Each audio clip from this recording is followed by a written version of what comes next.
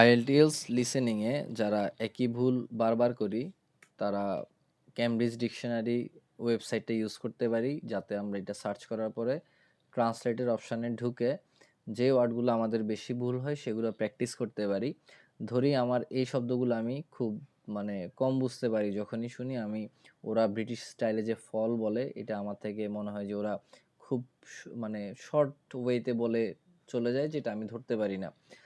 So এখান থেকে practice করার রিজনটা কি? রিজনটা হচ্ছে schedule, ইউকে ভার্সন শেজুল এমনভাবে বলে, schedule, আর ইউএসএ ভার্সনটা বলে স্কেজুল। তো আমি যদিও ব্রিটিশ স্ট্যান্ডার্ড ফলো করি, বাট আমি স্কেজুল ইউএসএর ওয়েতে বলি। সো আমার কনসিস্টেন্সি মেনটেন যদিও রাখা হচ্ছে না, বাট আপনারা যারা প্রিপারেশান নিচ্ছেন আইএলটিএলস এর ডে 1 থেকে, আপনারা ট্রাই করবেন যাতে আপনারা যেই প্রনাউন্সিয়েশনটা ফলো করতেছেন, যদি ইউএস এর স্ট্যান্ডার্ড ফলো করেন তাহলে এভাবে উচ্চারণ করার।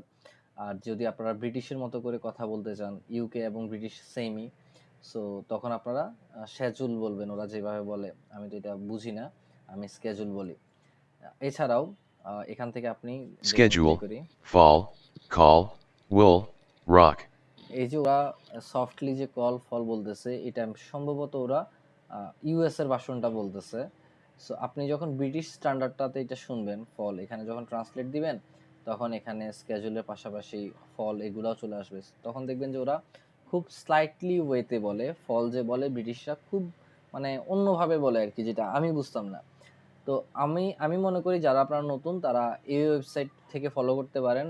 আর যদি আপনাদের সাজেশনে আরও ভালো ওয়েবসাইট থাকে, তাহলে কমেন্টে অবশ্যই জানাবেন, যদি এর থেকেও বেটার কোনো ওয়েবসাইট থেকে থাকে। এছাড়া আমরা সিম্পলি গুগল ট্রান্সলেট যেটা, অথবা মিনিং জানার জন্য যেটা আমরা ইউজ করি, বাংলা টু ইংলিশ, ওখানে ঢোকার পর আমরা এই যে এখানে ট্রান্সলেটটা, প্রনাউন্সিয়েশনটা শুনতে পারবো। এই ক্ষেত্রে আগে আমি ওই যে ব্রিটিশ ভার্সেস আমেরিকানের ইয়েটা সিলেক্ট করতে পারতাম, বাট এখানে এখন সিলেক্ট করা যাচ্ছে না। সো ওই জন্য ক্যামব্রিজ ডিকশনারি ওয়েবসাইটটা আমরা ফলো করতে পারি। সো আজকের ভিডিও থেকে আমাদের মেইন যেই কনসেপ্টটা জানা, সেটা হচ্ছে আমরা যখন লিসেনিং প্র্যাকটিস করব, এমন ট্রিকি শব্দগুলো আমরা নোট করে রাখবো, নাম্বার 1। নাম্বার 2 হচ্ছে ক্যামব্রিজ ডিকশনারি যে ওয়েবসাইট দেখালাম, সেটা থেকে আমরা রিভাইজ দিব, কিছুদিন পর পর শুনবো।